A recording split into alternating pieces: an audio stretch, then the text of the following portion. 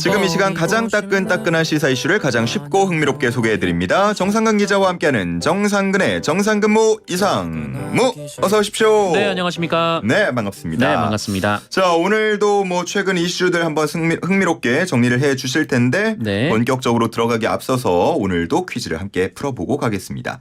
혹시 다음 주 월요일이 무슨 날인지 아세요? 저는 알고 있죠. 정말요? 네. 저는 오늘 퀴즈 보고 알았어요. 네네. 예, 이거를 분명히 알고는 있는데 이게 어느 날이었지? 이거는 몰랐거든요. 네네. 예, 그래서 매년 8월 14일이 이것 없는 날인데 올해는 13일 일요일부터 15일 화요일까지 이 배송 업무가 중단된다고 합니다. 참고하셔서 급하게 필요한 거 있는 분들은 지금 빨리 하셔야 될 수도 있고요. 그래서 이게 뭐냐? 이걸 맞춰주시는 건데 1번 택배, 2번 택시, 3번 택견, 4번 택지 이렇게 보기를 드렸거든요. 네. 힌트를 어떻게 좀 받아볼 수 있을까요? 지금 이 일을 하시는 분들은 요새 보면은 쉬는 날 없이 하시는 것 같아요. 그러니까 매일매일 정말요. 왔다 갔다 하시는데, 네. 정말 쉬는 날이 꼭 필요하지 않을까 하는 생각도 좀 들기도 하고요. 특히나 요즘같이 더운데. 너무 덥죠 또. 네. 그걸 들고 왔다 갔다 하시면은 땀도 정말 많이 날 거 아니에요. 그러니까요. 특히 엘리베이터에서 장시간 또 엘리베이터를 세워놓고 일을 하시다 보니까 네네. 또 항의를 받는 일도 많으신데. 그런 경우도 네. 있죠. 정말 이분들의 정말 노고 덕분에 사실 우리가 잘 받고 있지 않습니까? 네. 기억을 해야 되는 날인 것 우리 같습니다. 정 기자님은 이거를 한 일주일에 몇 번 정도 받습니까? 저는 사실 많이 받지 않습니다. 많이 이용 안 하시는군요. 네, 저는 직접 가서 보고 사는 거를 좀 선호하는 편이어서. 그래요? 네네. 제 주변에 보면은 거의 매일같이 이거가 문 앞에 놓인 분들도 이웃에 많더라고요. 네, 이 물도 이걸로 시켜 드시는 분들도 많더라고요. 맞아요. 네. 맞습니다. 자, 1177님도 우리 집에 많이 오는 이것 이렇게 말씀하고 계시고요. 7676님도 이것이라는 친구가 있는데 살이 20kg이나 빠졌다고. 네네. 예. 근데 좀 걱정이 되나 봅니다. 건강 챙기면서 일해라 친구야. 이렇게 남겨주셨어요. 좋습니다. 살 빠지는 게 마냥 좋은 것만은 아닐 수도 있으니까요. 그럼요. 네. 건강 챙기시길 바라겠고요. 이제 본격적으로 오늘 이야기로 들어가 보도록 하겠습니다. 네. 오늘은 당연히 이 이야기부터 해봐야 할 텐데 새만금 잼버리입니다. 네. 지금 그 새만금 잼버리에서 몇 개 국가가 빠져나왔죠. 예. 영국, 미국 그리고 싱가포르가 퇴행을 했는데 특히 영국 같은 경우에는 이제 4,000명이 넘는 대규모 인원, 가장 많은 참가자 수를 보유했었거든요. 그런 사실상 이제 주요 참가국이 빠져버린 셈이고 또 세계 스카우트 연맹이 조기 종료를 권고하면서 좀 현장이 좀 상당히 술렁이는 분위기였다라고 합니다. 이 잔류를 선언한 국가들도 있다 보니까 정부에서는 일단 좀 분위기를 좀 다잡고 남은 기간 대회를 좀 잘 치러서 좀 성공적인 잼버리를 만들겠다라는 입장인데요. 하지만 더위를 우리가 어떻게 할 수는 없는 거고요. 여기에다가 또 이제 모기 같은 또 해충 문제들이 해결되지 않고 있다 보는 또 그런 상황이고 게다가 이제 코로나19 감염자도 나왔고 여기에 또 이 성범죄 문제가 또 제기가 된 상황이어서 뒤숭숭한 분위기는 이어지고 있습니다. 네, 말씀하신 대로 정말 분위기가 좀 뒤숭숭하다라고 볼 수 있을 것 같고 이게 또 정치권에서는 내탁 공방으로도 번지고 이러고 있어서 바라보는 입장에서는 정말 안타깝다라는 말밖에 할 수가 없을 것 같아요. 그렇죠. 사실 세계에 좀 많은 그 인원 청소년들이 오는 대회잖아요. 이게 한창 홍보할 때는 세계 3대 이제 국제 축제라고 해야 할까요? 올림픽, 월드컵 그리고 잼버리다 이런 얘기도 많이 했었어요. 그렇습니다. 우리나라 잼버리에 온 참가자 수만 4만 명이 넘는다라고 하니까 상당히 큰 규모의 축제이고 이 대회가 준비가 된 지도 꽤 오래됐는데 그러니까요. 우리나라 정도에 되는 규모의 국가가 그 세계적인 대회를 이 정도 수준밖에 진행하지 못하는 좀 그런 역량의 국가인가 좀 그런 또 근본적인 회의감도 나오고 있죠. 그러니까 방금 제가 말씀드린 것처럼 예를 들어 우리나라가 올림픽 유치한다, 월드컵을 유치했다라고 했다면 굉장히 좀 잘 준비를 했을 것 같은데. 그렇죠. 실제로 88 서울올림픽, 2002년 월드컵, 잘 개최를 하고 평창 성공적으로 끝나지 동계올림픽, 않았습니까? 모두 호평을 받았죠. 근데 왜 이 잼버리는 준비 기간만 6년인데 준비가 이렇게 허술했을지. 글쎄요. 뭐 지금 뭐 중비 기간이 6년이나 됐다라고는 하지만 사실상 뭐 큰 신경을 쓰지 않았던 거 아닌가라는 비판을 받을 수밖에 없을 것 같습니다. 예. 사실 이 준비 기간 동안 여러 우려의 시선들은 있었더라고요. 그러니까 언론에서 크게 주목을 하진 않았지만 어쨌든 국회에서도 이 얘기가 나왔었고 그쵸, 예. 또 이제 뭐 새만금 그 잼버리를 준비하는 운영위원회에서도 좀 이 부분에서 또 예산이 더 필요한 부분이 있다 이렇게 요청을 중앙정부에 했었었는데 국회에서 질문이 나왔을 때는 당시 이제 여가부 장관이 준비가 뭐 차질 없이 철저하게 준비가 되고 있다라는 얘기를 했었고 예. 또 예산 요청에 대해서는 또 거부를 그러니까 뭐 일부러 지원하긴 했지만 또 상당 액수가 또 거부가 되기도 했었거든요. 그런데 이제 갑자기 이제 실질적으로 잼버리 대회에 돌입하다 보니까 또 전혀 준비가 되지 않은 듯한 모습들이 많이 나와서 예. 이거는 뭐 비판이 나올 수밖에 없는 그런 상황입니다. 그렇습니다. 어쨌든 뭐 일단은 지금 진행이 되고 있기 때문에 네. 당장 뭐 빨리 대응 방안 마련해서 잘 마무리하는 게 우선이겠지만 네네. 일단 마무리가 되고 나면 분명하게 따질 건 따져봐야 하는 그런 또 시기가 옵니다. 네, 그렇죠. 뭐 정치권에서는 책임 공방이 이어지고 있는데 이게 또 전 정부 언급이 되는 것 같아요. 네, 뭐 전 정부 얘기가 뭐 지금 좀 나오고 있죠. 뭐 이제 국민의힘에서는 그 어제 대변인이 이런 얘기를 했었는데, 그러니까 지금 이제 잼버리 준비가 너무 안 돼 있다 보니까 뭐 민주당에서 뭐 잼버리가 좀 어느 정도 마무리가 된 이후에 좀 상임위에서 이제 관련 준비 상황을 한번 좀 따져 묻는 좀 그런 시간을 가지려고 한다 이런 질문을 받았는데 준비 부족을 탓을 하려면은 이제 문재인 정부 탓을 해야 되는 거 아니냐 좀 이런 얘기를 했었습니다. 뭐 그리고 또 이제 그 지금 이상민 장관도 지금 잼버리 현장에 내려가서 한 이틀 동안 있다가 올라왔다고 하고 또 한덕수 국무총리도 어제 내려가서 뭐 이런 뭐 현장 공무원들이 현장을 챙겨라라고 얘기를 했는데 사실 이런 것들도 좀 정부에서는 이런 메시지를 주는 거거든요. 그러니까 지금까지는 지방 정부에서 주도하는 행사였지만 이제부터는 중앙 정부가 나서서 이 문제를 수습하겠다 좀 이런 좀 이렇게 분위기를 주는 건데 그런데 사실 이미 뭐 잼버리 공동위원장에 뭐 이상민 행정안전부 장관 또 김현숙 여가부 장관, 이 박보균 문체부 장관 이렇게 현직 장관 3명이나 이 포함이 돼 있다 보니까 공동 조직위원장이잖아요. 네, 그렇습니다. 그래서 이제 와서 난 몰랐는데 이제 제대로 챙기겠다라는 입장이 좀 이 잼버리를 바라보는 우려의 시선을 좀 불식시키고 또 비판의 목소리를 잠재울 가능성은 좀 낮아 보이는 그런 상황입니다. 자, 뭐 그러다 보니까 이제 뭐 여성가족부가 아무래도 가장 전면에 나서는 분위기였고 책임론도 제기가 되고 있는 것 같아요. 네. 국민의힘에서는 정치 공세라고 선을 긋는 반면에 뭐 당내 일부 비주류계에서는 또 여가부 폐지 얘기가 슬금 나오는 것 같습니다. 여가부의 책임이 크죠. 일단 주무부처인데다가 뭐 사실 조직위원장의 원래는 이제 그 전북도지사와 그리고 여성가족부 장관만 좀 포함이 돼 있다가 나중에 여러 장관들이 또 추가가 되지 않았습니까? 그러다 보니까 뭐 여가부 책임론이 나오는 거고 또 여가부 폐지를 주장했던 이준석 전 대표가 이 문제를 또 제기를 했던데요. 그 이준석 전 대표는 그 여성가족부의 존재 이유가 없음이 이번 잼버리를 통해 또 드러났다. 라고 얘기를 하면서 이제 폐지를 하자라는 입장을 밝혔는데 다만 이전부터 이 잼버리에 대한 우려를 계속 제기해왔던 이원택 민주당 의원은 좀 이런 얘기를 했는데요. 이 정권이 출범하면서 동시에 또 여가부 폐지를 대통령이 공언을 한 상태에서 이 여가부에서 잼버리 행사 준비가 내실 있게 이뤄질 수 있었겠냐 좀 이런 지적도 한편에서 나오고 있습니다. 그렇군요. 알겠습니다. 그리고 앞서서 좀 잠깐 언급을 해 주셨는데 성범죄 뭐 이걸 의혹 사건이라고 해야 할지 지금 뭐 발생하고 이의 제기가 계속 이어지고 있는데 관련해서 또 김현숙 여성가족부 장관의 발언이 좀 오해를 산 것 같아요. 네, 태국 출신의 스카우트 남성 지도자가 여자 샤워실에 침입한 일이 있었다라고 합니다. 이 남성은 너무 더워서 그랬다라고 얘기를 했다는데, 하지만 이제 전북 지역 스카우트 측에서는 이 목격자가 100여 명 정도나 있고, 며칠이 지났음에도 이 아무런 조치가 없고, 또 조직위에서는 피해자 보호와 분리 조치도 하지 않았다 이렇게 주장을 하면서 또 일부 인원들이 철수를 하기도 했습니다. 그런데 이에 대해서 김현수 여성가족부 장관이 경미한 것으로 보고받았다라는 발언을 했고요. 또 이 최창행 이 세계 스카우트 대회 조직위원회 사무총장은 문화적 차이라는 얘기를 해서 좀 그 부분도 좀 논란이 됐습니다. 뭐 나중에는 어쨌든 그 사건 자체가 경미하다가 아니라 경미한 사건으로 보고를 받았다 뭐 이렇게 좀 부연 설명을 하면서 언급했다는 점도 말씀을 드리겠고. 뭐 행사가 일단은 진행 중이니까 잘 마무리가 돼야 할 텐데 그 K-팝 콘서트 있잖아요. 지금 일정과 또 장소를 변경했는데 네.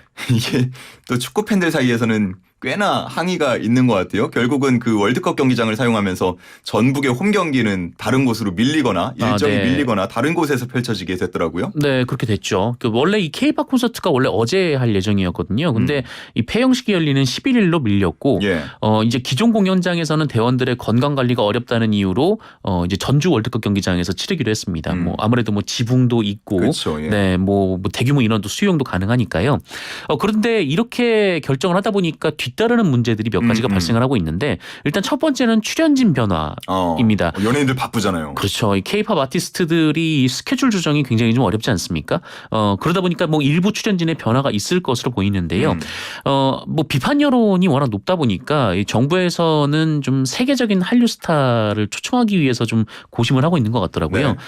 이제 박보균 장관이 실제로 이 더 화려한 행사를 준비하고 있다, 뭐 이런 말을 했는데, 좀 이렇게 해외에서도 굉장히 좀 명망이 높은 좀 K-팝 아티스트를 섭외를 하는 거 아니냐, 예. 좀 이런 얘기가 돌고 있는데, 근데 사실 이 며칠을 남겨놓고 그러니까요. 그런 분들을 섭외를 하기가 좀 상당히 좀 어려운 좀 그런 상황이다 보니까 좀 이분들이 만약에 이 스케줄에 조정을 하더라도 이 스케줄 조정에 따르는 또 손해를 또 감수해야 되는 거 아니겠습니까? 네네. 또 그런 문제가 있고, 또 하나는 아까 말씀하신 대로 이제 긴급 섭외한 장소가 문제가 되는데, 이 전주 월드컵 경기장에 이 K-팝 행사 전후로 이 FC 전북의 홈 경기가 예정이 되어 있습니다.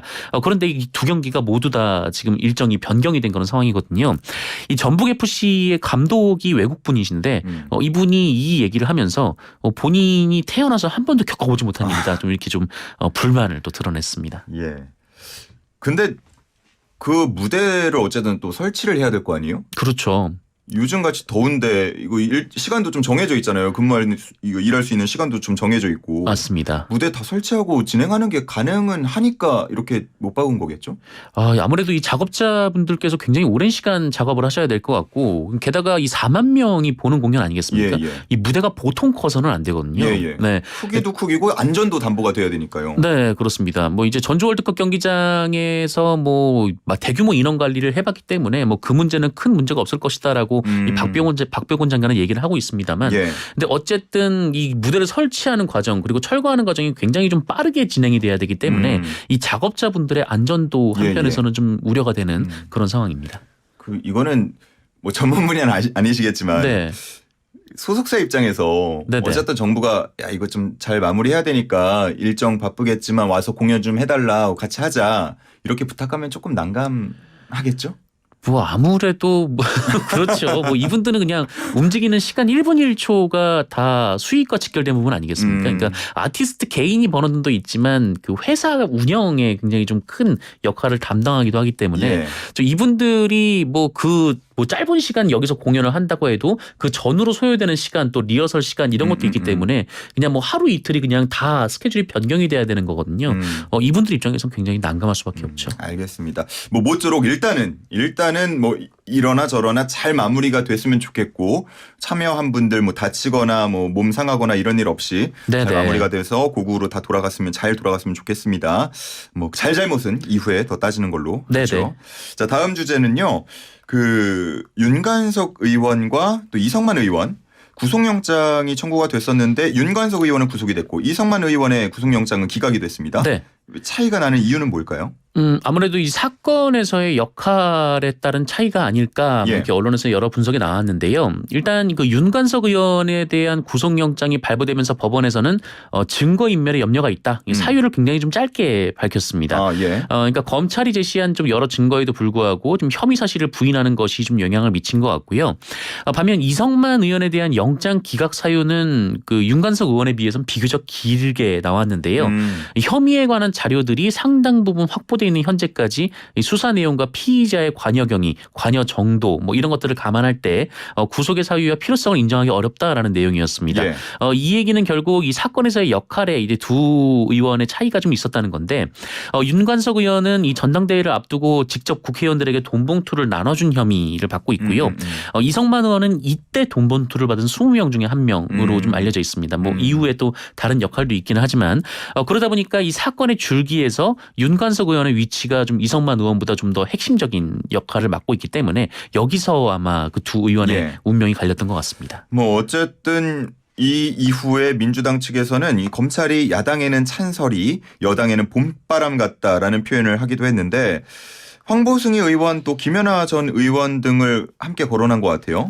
네, 이 김연아 전 의원, 이 황보승희 의원도 뭐 돈봉투 관련 의혹이거든요. 예. 그러니까 이거는 이제 수사도 안 되고 있다라고 이제 민주당이 주장을 하고 있는데, 뭐 지난해 지방선거에서 국민의힘 홍남표 창원시장 후보가 5억 원이 넘는 불법 정치자금을 조성했다는 캠프 관계자의 폭로가 나왔다. 뭐 이렇게 민주당에서 얘기를 하면서 그럼에도 불구하고 뭐 수사가 착수가 되지도 않고 있고, 또 황보승희 의원, 뭐 김연아 전 의원이 뭐 공천 뇌물을 받은 구체적 정황이 드러났음에도 지금 여당에는 참 춘풍 같다 이렇게 비판하기도 했습니다. 예. 뭐 여러모로 민주당이 좀 어려움을 겪고 있는데 여기서 혁신위도 네. 혁신을 담당해야 하는 혁신인데 또 새로운 논란들이 많이 이어지고 있는 것 같아요. 지금 김은경 위원장의 뭐 노인 폄하 발언이라고 할까요? 이게 계속해서 좀 연장선상에서 문제가 되는 것 같습니다. 네, 뭐 김경 혁신위원장이 뭐 대한노인회에 가서 사과를 했습니다만, 어쨌든 이 혁신위를 둘러싼 좀 논란이 좀 이어지고 있고, 예. 이 무엇보다 당 내부에서도 지금 혁신위가 지금 이 상태에서 혁신안을 내는 게 가능하냐, 예. 좀 이런 비판의 목소리가 좀 나오고 있다 보니까요. 그러니까요. 이미 사실상 혁신위의 좀 발표 내용이 어떤 것이냐를 떠나서 지금 혁신위의 힘 자체가 빠져 있다 보니까 이 발표 내용도 뭐 힘이 좀 빠져 보이는 좀 그런 상황이 될 것 그럼 같습니다. 앞으로 혁신을 담당하는 역할은 좀 하기 힘들 것이다라고 보시는 건가요? 글쎄요, 이제 조기 종료 얘기가 나오고도 있던데요. 이 사실상 혁신의 역할이 좀 혁신위다운 좀 그런 역할은 좀 불가능해진 것 아닌가, 예. 좀 그렇게 평가가 나오고 있습니다. 알겠습니다. 자, 그리고 이제 총선이 한 8개월여 남았는데 국민의힘 측에서는 이게 출처 불명인데 네. 총선 공천 부적격자 문건이 돌았어요. 한 50여 명의 이제 전현직 그 의원 혹은 네. 뭐 인사들, 정치인들 이런 명단이 있다고 하고요. 뭐 여기에 이제 당과 대통령에 대한 충성도, 뭐 사회적 무리 및 평판, 예. 뭐 수사 기소 대상 이렇게 분류가 돼서 명단이 나오고 그 사람에 대한 평가가 좀 나왔다라고 예. 합니다. 이 대부분 이 비윤계 주축들이라고 하고요. 뭐 유승민계, 이준석계, 안철수계 정치인들을 비롯해서 오세훈 서울시장의 우호적인 사람들도 이름이 포함되어 있었다라고도 하고요. 대체로 이제 옛날 그 바른정당에 계시던 분들, 예. 그분들의 명단이었다고 합니다. 뭐 국민의힘 측에서는 당연히 근거 없는 거다, 출처 불명이다 이런 식의 답변이 나왔겠죠? 네, 뭐 저도 일부 봤는데 이게 사실 뭐 문서 체계에도 별로 갖춰져 있지 않고 또 내용도 좀 뭐라고 할까요? 좀 정치인이 썼다고 보기에는 굉장히 좀 조악한 수준이거든요. 예. 그래서 국민의힘도 이제 바로 일축을 했는데 뭐 당 내부에서도 뭐 조악한 찌라시다 뭐 이런 평가가 나왔고 뭐 공천 시즌만 되면 뭐 이런 문건들이 돈다 좀 이렇게 받아들이고도 있다고 합니다. 자, 그런가 하면 윤석열 대통령의 멘토라 불리는 심평 변호사는 뭐 윤석열 대통령의 신당 창당 가능성을 언급해서 좀 논란이 되고 또 사과를 한 것 같아요. 네, 뭐 심평 변호사가 뭐 지난주 KBS 라디오에 출연해서 뭐 이런 얘기를 했는데 예. 이 국민의힘 내부에서 여론조사를 돌려봤더니 국민의힘이 충격적으로 패배를 하더라. 그래서 윤석열 대통령이 이대로는 안 되겠다 싶어서 신당 창당을 모색하고 있다. 뭐 이런 주장을 했습니다. 즉각 이제 대통령실에서 말도 안 되는 소리다 이렇게 반박을 했는데요. 가장 관심 가는 대목은 이제 김은혜 홍보수석이 이런 얘기를 했는데 심평 변호사를 심평 씨라고 부르면서 예. 대통령은 멘토가 없다. 이렇게 아주 못을 박았습니다. 선을 딱 그어버렸군요. 네, 뭐 심평 변호사는 결국 뭐 본인의 말이 틀렸음을 자인할 수밖에 없다라고 얘기를 했고요. 뭐 여권이 참패할까봐 이런 조바심에서 한 발언이다라는 말을 했습니다. 시간은 다 지났지만 네. 뭐 단답형으로 한 줄로 한번 질문을 드려볼게요. 네네. 국민의힘에서 이제 무언가 일이 있을 때마다 전 정권의 문제다. 그때부터 비롯됐다. 이런 얘기들 뉘앙스를 많이 풍기지 않습니까? 이게 총선에 도움이 됩니까? 안 됩니까? 글쎄요. 저는 제 생각으로는 뭐 별로 도움되진 않을 것 같습니다. 도움이 별로 안 될 것이다. 네. 그러니까 오히려 중도층 멀어지게 하는 게 될 것이다. 그러니까 이런 얘기잖아요. 그러니까 뭐 나를 안 찍는 건 모르겠는데 저 사람들도 찍지 마라라는 얘기가 될 텐데 글쎄요. 중도층이 보시기에는 네, 그 정도로 이제 책임 소재가 깔끔하게 나눠질진 잘 모르겠습니다. 알겠습니다. 자, 오늘 정치권 이슈는 여기서 정리를 마치고요. 오늘 슬라고시 정답 공개해 주시죠. 네, 1번 택배입니다. 네, 오늘 정답은 1번 택배였습니다. 8826님, 택배기사님들 무더위에 고생이 많으십니다. 저는 택배 도착 시간 맞춰서 시원한 생수 한 병 현관에 둡니다. 라고 하시는데 훈훈하시네요. 8826님, 제가 대신 감사하다는 말씀 드리겠습니다. 정상근 기자와는 여기서 인사하겠습니다. 고맙습니다. 고맙습니다.